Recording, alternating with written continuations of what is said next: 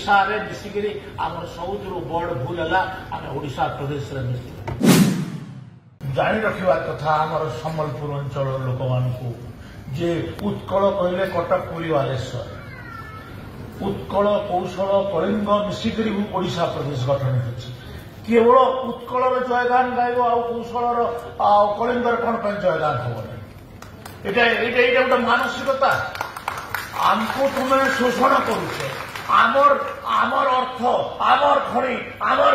चाष आमर जंगल सबुथे तुम्हें आमको शोषण कल चाकरी बाकरी सबुथे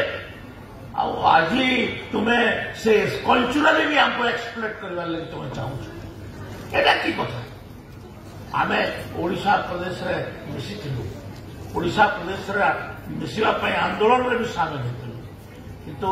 ओडिशा रे मिसिकी आम सब बड़ भूल है आम ओडिशा प्रदेश में मिसिक आम गोटे ऐतिहासिक भूल ऐतिहासिक भूल को आम बारंबार कहूँ